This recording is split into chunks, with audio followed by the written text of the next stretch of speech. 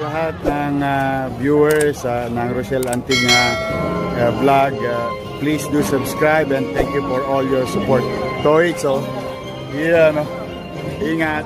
At ngayon po, nais ko po ipakilala sa inyo ang magiging katuwang ni Yorme pagdating sa party list. Ang boses ng mga mamamayang mananakay, ang kasangga ng mga riders at commuters. Ang kasta sa magandang bukas, tuwagin po natin ang ating first nominee, Sir George Rieka ng ang kasangga party list 107.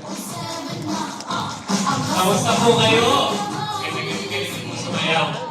Hello po, kamusta? Hello everybody! Thank you. Pwede po ba, excited na po ba kayo marinig si Yorme? Napaka-excited ko na rin po siya marinig. Yun. Pero bago po yun, pwede po ba ako magpakilala sa inyo? Okay. Kilala niyo ba si Jay Ilagan? Kilala Jay Ilagan dito? Ayun, dami. Ano po yun? Kapatid po yun ng aking nanay. Oo. Diba? Artistahin. Kaya alam ko, kahit showbiz po yung pamilya ko, naisip ko po magpasya na lang po na magtayo ng negosyo. Sino po nakakilala ng angkas dito? Marami din, no? Gumagamit ng angkas. Kung may mga angkas biker kayo sa bahay niyo, may trabaho. O, ako po, nagtayo ng angkas at nagpursigi po ko at pinaglaban ko po ang hanay ng mga kagulong, nagmumotorsiklo for 8 years at pinagpala po tayo, nakagawa po tayo na 50,000 na trabaho. Para dito sa mga nagmumotorsiklo. Dati po sinasabi ng gobyerno na illegal sila. Itinama po natin ang panukala ng gobyerno dito. Hindi po sila illegal. Ngayon po, meron na po silang career na pagiging motorcycle taxi tayo po sa angkas. Thank you po. Kaya ngayon po, habang nangangampanya ako, nakapunta na po ako kung saan lugar sa Pilipinas. At ngayon ko lang po talaga nakita, naintindihan kung gaano kalaki ang diferensya ng pagmamahal ni Yorme sa mga senior citizen dito sa Manila versus sa lahat ng mga syudad na napuntahan ko po sa buong Pilipinas. Ibang-iba po talaga. Napakalayo. At dito ko rin po naintindihan kung bakit. Alam niyo po, kayo po mga senior citizen, ilan po senior citizen dito? Naku, kala ko walang senior citizen dito. Dami pala. Kayo po, dati, mga breadwinner, pati iba sa inyo, hanggang ngayon, breadwinner pa rin po ng pamilya nyo. Tama? Hanggang ngayon, nagsisikap pa rin tayo na iangat yung pamilya natin. Diba? Iangat at bigyan ng magandang buhay. Hanggang ngayon, breadwinner pa rin po. Nakita ko po ang responsibilidad ng breadwinner at sa aking pong opinion kung ano yung dapat na responsibilidad ng gobyerno. Pwede ko po ba sabihin sa inyo kung ano yung tingin kong diferensya? Ang breadwinner po, ang responsibilidad niya ay alagaan yung kanyang pamilya. Tama? Ang gobyerno po, sa aking palagay, sa aking opinion lamang, ang responsibilidad niya, ang alagaan, ang breadwinner. Bigyan ng tamang benepisyo, bigyan ng tamang suporta para yung breadwinner maalagaan yung pamilya. Kanya-kanyang responsibilidad po. Kaya nga po yun ang usap po kami ni Yorme. Sinabi po niya sa akin, alam mo, kung wala sa mga senior citizen, kung hindi dahil sa mga senior citizen, wala tayo lahat dito. Kaya kahit senior citizen na sila, kailangan pa rin silang alagaan, bigyan ng pansin, bigyan ng atensyon. Yan po ang turo sa akin yun. Kaya sinabi niya sa akin, lahat ng magagandang idea mo, George, pag nanatili ka sa angkas lamang, mapupunta lang to sa angkas biker. Kaya ba't hindi mo tingnan at subukan ang serbisyong pampubliko? Para lahat ng mga magagandang programa na iisip mo, ang taong bayan ang makikinabang at hindi lang po ang angkas biker. Kaya po ako nandito ngayon dahil po dun sa usapan namin at sa payo ni Yorme po sa akin. Thank you po. Kaya naman po, para masigurado natin yung mga serbisyo na mapupunta sa inyo, kailangan po natin yung buong Yorme's Choice. Diba? Para lahat po tayo magkakaisa na ibigay yung serbisyo sa inyo. At lalong-lalo na po, ang ating congresswoman, magiging congresswoman na si Apple Nieto. Bakit po? Kasi, imbis na isa lang po ang congressman nyo sa District 3, kami pong dalawa ni Kong Apple, magtatrabaho dito, susuportahan ng District 3 para dalawa na po ang congressman nyo sa District 3. Okay po ba yun? Dalawa na po ang susuporta sa inyo dito sa District 3. Okay?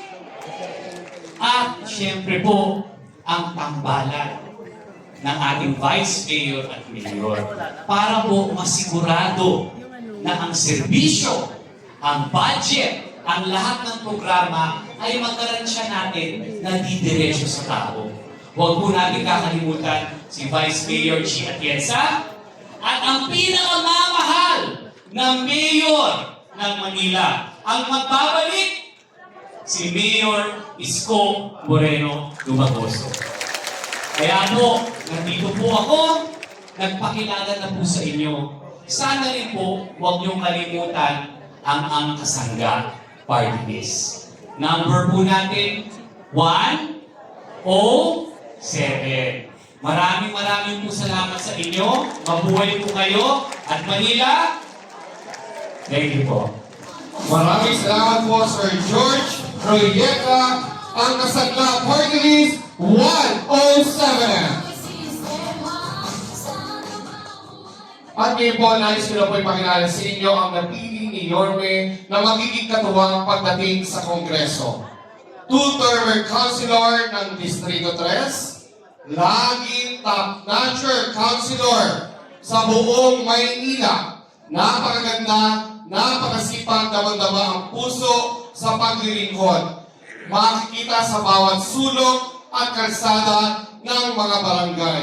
Buong pusong maglilingkod, ang The Golden Boys with the Golden Heart, Congresswoman Apple Nieto.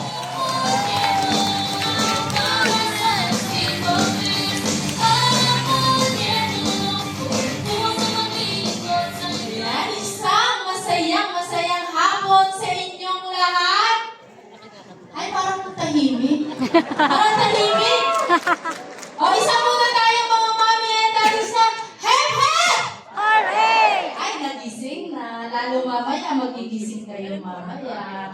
I love you more. Ayan, kamusta po ang ating mga mommies and daddies? Masaya po ba? Dahil alam niyo kami, masaya dahil nakasama po namin kayo ngayong hapon na ito. Kahit anong oras na ba, stress na yata, kahit siesta time, magkakasama tayo. Tama ba? Masaya? Lalong-lalong mamaya, makikita nyo yung ating Yormes ko. At tayo naman, sa ating mga batang blooming treat dito, tayo naman ay matagal nang magkakakilala. Matagal nang magkakasama. Tama po ba ako? Hindi pa ako konsehal noon. Tama po ba ako? Nagkakausap na tayo. Napupuntahan ko na kayo sa inyong mga bahay. At ngayon nga po, yung tumakbo po ako bilang konsehal. 2 term po yun. Hindi niyo ako pinabayaan. Lagi niyong binibigay sa akin yung hinihiling ko sa inyo na pagmamahal at suporta. Lagi niyo yung binibigay. Hindi niyo ako pinababayaan. Kaya, maraming salamat po sa inyong lahat. At syempre, yung binigay niyo ng pagkakataon na maging lingkod bayan ako, dahil wala naman ako ngayon sa aking kinatatayuan kung hindi niyo ako tinulungan. Kaya hindi ko po sinayang yun. Hindi ko sinayang yung pagkakataon na binigay niyo sa akin. Hindi ako nagkulong sa opisina, hindi ako nagkulong sa headquarters. bumaba po ako sa barangayan, kahit pa sa mga palengke po yan, binababaan ko po yan. Kaya hindi ko po yun sinayang. Kaya sobra talaga ako nagpapasalamat sa inyo. At syempre, yung mga barangayan, yung mga proyekto na binababa natin sa ating distrito, tuloy-tuloy, hindi tumigil. Kahit dumating yung pandemya, hindi rin tumigil. Dahil mas inisip ko pa, ano ba ang kailangan ng aking mga kadistrito nung panahon na iyon. At ang isa sa aking naisip nun, yung ating botika on the go. Dahil alam ko, nung panahon na yun, hirap lumabas ang ating mga senior citizen. Tama po ba ako? Sino po ang nagbe-basic maintenance na gamot? Taas ang kamay. Dami din. Alam niyo po, binibigay lang natin na libre ang losartan, amlodipine, metformin, simvastatin, si vitamin B complex, kung nakakot na si Mami. At alam niyo po, yes, di ba Mami? 4 na taon na po natin itong ginagawa at monthly po natin itong dinadala sa bawat tahanan po. May kakatok sa inyong pintuan at magdi-deliver ng inyong basic maintenance na gamot. Kaya hindi nyo na kailangan problemahin ang inyong mga gamot. At yung pambibili nyo ng gamot, mga mommies and daddies ko, panigurado, may ilalaan nyo na lang yun sa ibang bagay. Tama po ba ako? Ilalaan nyo na lang sa pambili ng bigas, ulam, pambigay nyo sa apo nyo, panigurado. Kasi pag lola, di ba priority mga apo? Tama ba ako? Di ba ipandiyan-Jollibee na na? Kaya ito yung isa sa aking layunin na hindi na kayo pagbigyan ng alalahanin pagdating sa inyong maintenance na gamot. Ito pong mga proyekto na ito ay hindi natin ititigil. At yun na po sa ating mga mommies and daddies, nandito po ako ngayon sa inyong harapan. Sabi ko nga po kanina, 2 termino na konsehal. Ngayon po, meron akong ibabalita sa inyo. Naririnig po ba ako sa likod? Kasi may dadalhin akong chismis sa inyo. Alam niyo po ba na ako po ang napili ni Yorme Isko Moreno na maging katuwang dito sa ating distrito? Tatakbo po ako bilang congresswoman po ng ating distrito. Proud ba kayo mga kadistrito ko? Yung 2 termino na tinulungan nyo ngayon, napili ni Yorme. Tama ba ako? Napili ni Yorme dahil alam nyo, panigurado, may nakita sa atin si Yorme. Tama ba ako? May nakita si Yorme, si Amo Nieto, mayroon pang kayang gawin. Si Amo Nieto, mayroon mga programang ibibigay sa kanyang mga kadistrito. Tama po. Tamo po. Dahil marami pa akong gustong gawin sa ating distrito. Nagpalawak po yun sa 2 termino yung mga proyekto natin. Panigurado, pag binigyan nyo ko ng pagkakataon na maging congresswoman, pag nilunglong nyo ko sa kongreso, ang bawat isa po sa inyo, ako ang magiging boses nyo sa kongreso dahil ipaglalaban ko ang inyong karapatan, ipaglalaban ko ang inyong pangangailangan. Yan. Ako po ay nandito sa inyong harapan para po medyo malapit-lapit na dito. Tama po ba? Parang sabi niya, bilang kembot na lang, ayan na, bilis ng panahon, di ba? Kaya ako po at ang buong Yorme Choice po ay nandito na hihingi ng tulong po sa inyo. Okay lang po ba? Pag binigay niyo yung tulong niyo sa amin, pag binigay niyo yung inyong puso sa amin, pag binigay niyo po, ito ay aming iingatan at aalagaan at mamahalin. Hindi namin kayo pakakawalan. Okay ba sa inyo yon? Hindi namin kayo pakakawalan. Ibig sabihin nun, hindi kami titigil sa pagtulong sa inyo. syempre medyo sumiseryoso na tayo, segue muna tayo.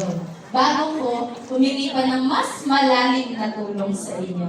Okay na ba? Kasi medyo parang inaantok na naman yung mga mamis and daddies natin eh. Ay, tol, di mo na kailangan sabihin ang sample dahil sasampulan ko kayong lahat. Okay lang ba? Okay lang? Pwede ba mo? Naiisip ko kung sino sasanib sa akin ngayon. Sino kaya? Si Regine Velasquez o si Sarah Geronimo? Natatawa na ako minsan sa sarili ko. Pero dahil syempre gusto ko maging masaya tayong lahat. At gusto ko rin kayong mapasaya. At sana magustuhan niyo po yung aking tinundang formula. Ayoko sana na kayo'y mawawala. Mawawasak lamang ang aking mundo. Ngunit anong magagawa kung talagang ayaw mo na? Sino ba naman ako para pigilan ka? Lumayo ka man ay maiiwan ang wakas ng ating pagmamahalan. Ang awiting ito ay alaala na hindi kita malilimutan pagkat ikaw ang aking mundo, ang aking puso, ang aking buhay. Ang halik mo, namimiss ko. Ang halik mo, namimiss ko. Bakit iniwan mo ako?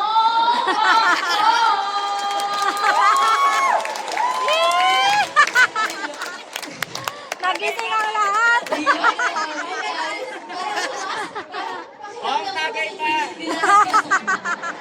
Kong, tagay pa na. Naramdaman ko talaga.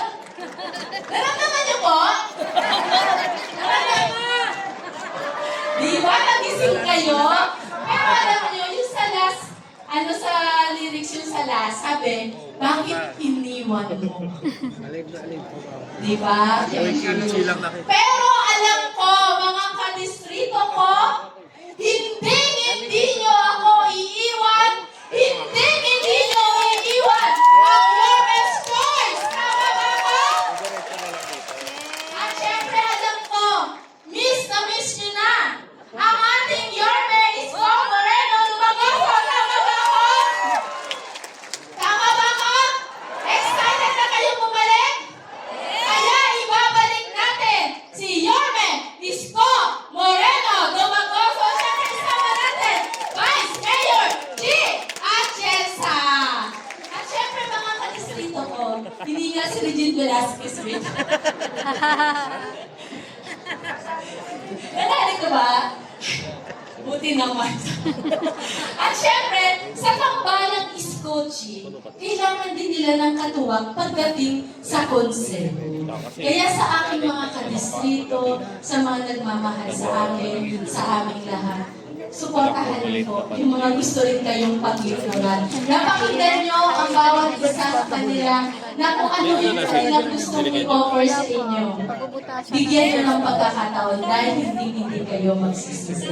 Ang ating magiging konsehal, Konsehal Bong Alvarez! Konsehal Robin J. De La Cruz! Konsehal Chris Tagle! Konsehala Mocha Usod! Siyempre, ang ating konsehal Tol Sarkal! At nandito rin po si Sir George ng Angkas Party List. At syempre, muli at muli, baka mag-imirit pa kayo ng isa, tama na. Isa lang. Isa lang ha. Pero ito po ako, hihirit ako ulit ng tulong sa inyo. Muli at muli, hindi ako mananawa na humingi ng tulong, suporta at pagmamahal sa inyo. Tulungan niyo po ako. Tulungan niyo ako. Muli po, ako po si Apple Nieto. Buong puso pong maglilingkod sa inyong lahat. Maraming